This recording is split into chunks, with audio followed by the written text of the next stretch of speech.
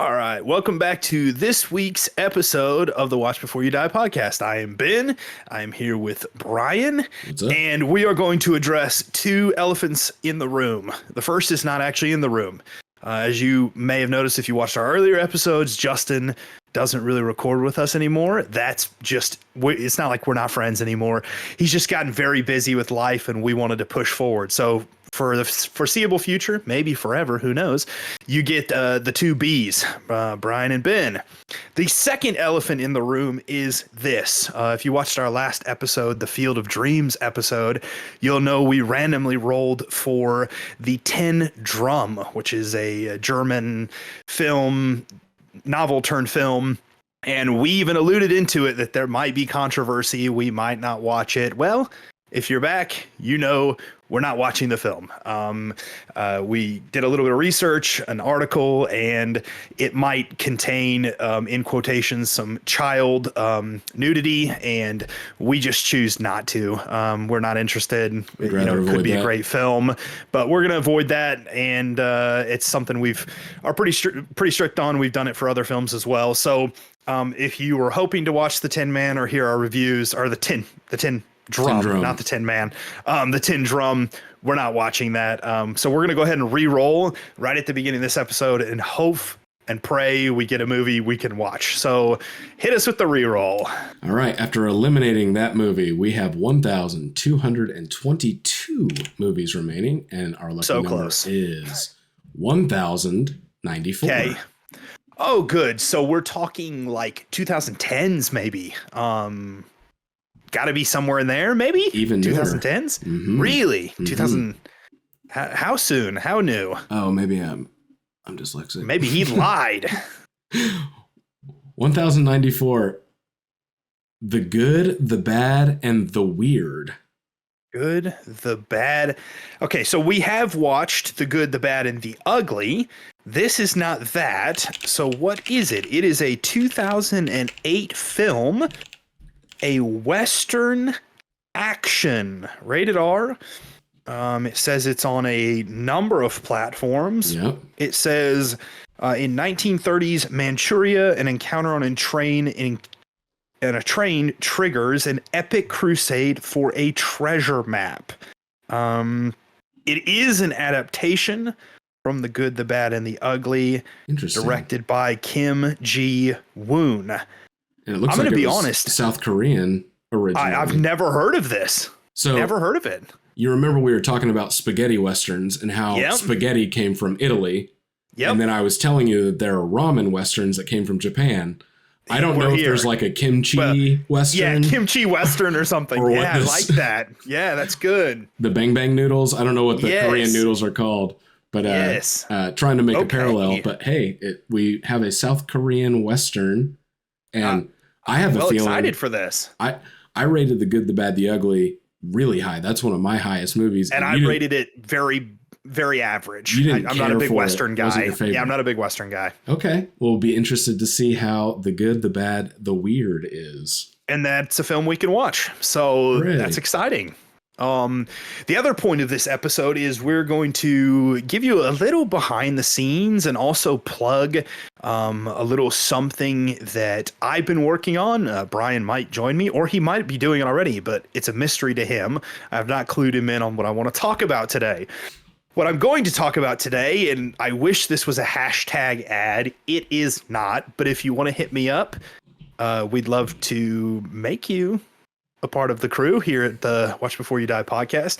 I want to talk a little bit about Letterboxd. Do you know what Letterboxd is? It's one of my recommendations. Is it? So perfect. We did not share beforehand. I had two recommendations to give. Ben had one, and it seems that he's stolen one from me.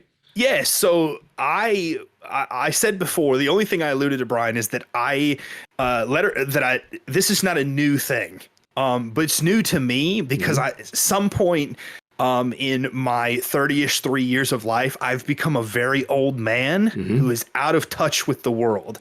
Turns out Letterboxd is huge. It's a movie review website, but it's also a bit like Facebook where you can like add friends and follow people you're interested in and rate their reviews and comment on their reviews. And so I discovered it from watching another podcast where this guy was like, listen, we're not sponsored, but you know, I've been reviewing movies on Letterboxd if you want to go follow me. And I'm like, don't know what that is, but I have a movie podcast, so I'm going to check it out. Mm-hmm. So Letterboxd has become my new obsession, and I've actually started it by taking the movies we've been doing on this podcast and going on Letterboxd and creating reviews, and when I watched them. I'm about halfway through the list of movies we've seen because I can't just do anything like half-heartedly. I get like obsessive, and I want it to be like cookie cutter how I'm going to leave the reviews and everything. So I'm about halfway through, started rating the movies. The one negative I have for Letterboxd is their star system is out of 5. Yep. We do it out of 10. Up, round down. So I've tried to round up or round down on my stars, but then at the top of every one of my reviews, I actually put the rating that I gave on this podcast. Yep. And then I leave a review. So my Letterboxd is, and we can put an @ or a link to it in the description. Yeah. My Letterboxd is Bad Reviews Ben, mostly because I feel like a lot of the movies we've watched I've given bad reviews for. Nice. So went with a little bit of alliteration and made it. So Bad Reviews Ben is my Letterboxd. You can go see the reviews I've left. You can leave me a follow. What I'd love to do is have some of you who watch this or listen to this go and give your honest thoughts on my reviews. Yeah. Tell me they're bad reviews. Tell me the movie was great and that I suck. I love that. And also I'd love to see, maybe some of you have Letterboxd. Maybe you already leave reviews. Maybe I can give you a follow and I can see what your thoughts on some of the movies in the world are. I've also left a few reviews, like I recently rewatched Interstellar. You can see my review on that and my score. I also watched the world-ending movie on Netflix. I always blank on the name. Don't Look Up? No. It's the movie what literally is like has the where the world ending. Let me pull it really quickly because I sound like an absolute psychotic person. There are a lot of world-ending movies. Yeah. Of course. It is called. Leave the World Behind. It's got Ethan Hawke in it. Just came to Netflix. And so I left my review on that because I watched that over the Christmas vacation. So you'll start to see some of my reviews just of movies I've watched recently pop up there on as well. So I'll jump in here too, because since Letterboxd was one of my suggestions as well. Yes. I found out about Letterboxd from a couple of the Twitch streamers and YouTube streamers that I watch. And a couple of them in their free time, they'll watch, horror movies. And I enjoy horror movies, but I don't like to waste my time with horror movies that just waste my time. Like just suck. Right. And there are a couple that use Letterboxd to rate, and then the higher rated ones float to the top. I can just go to their page and I can take their suggestions and watch them. Yeah.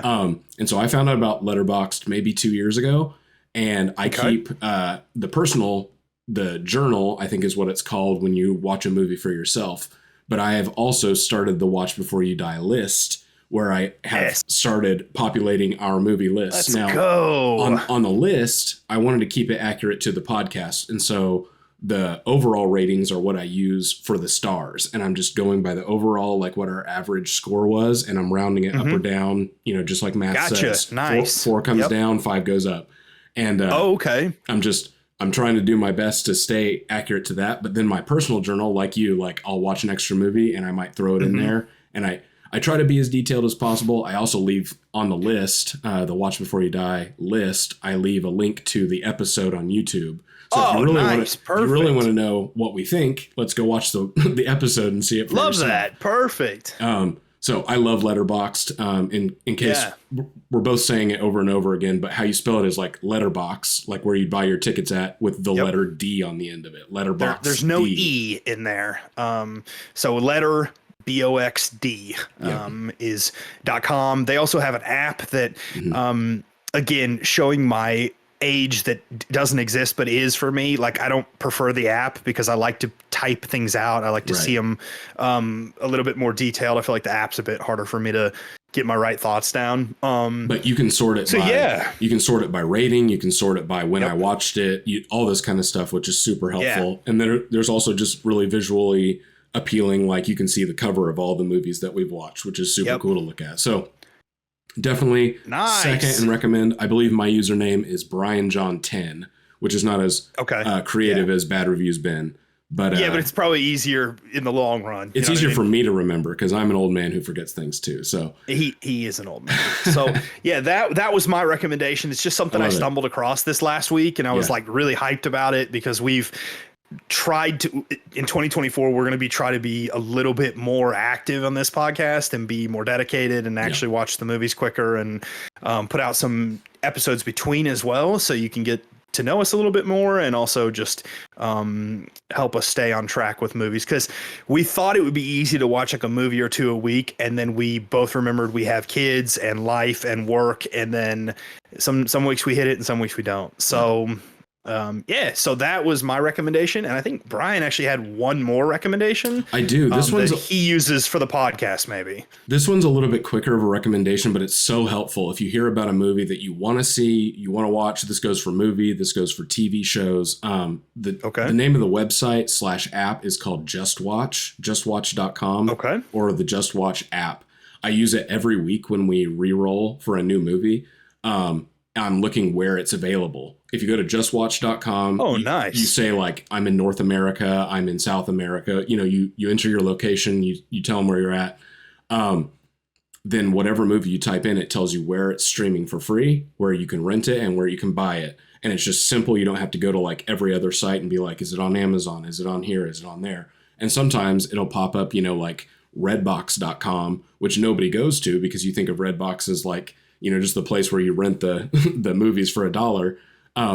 But they have like an online service. And so sometimes it'll be streaming there. Or sometimes you can change your like location to Canada or something. It's just an easy way to find where the movies will be available. And so I use it every week when we re-roll to just let you guys know where you can find the movie. So justwatch.com is the tool I use for that. I have the app on my phone. I have the website pulled up when we're doing the podcast. So just super helpful to me.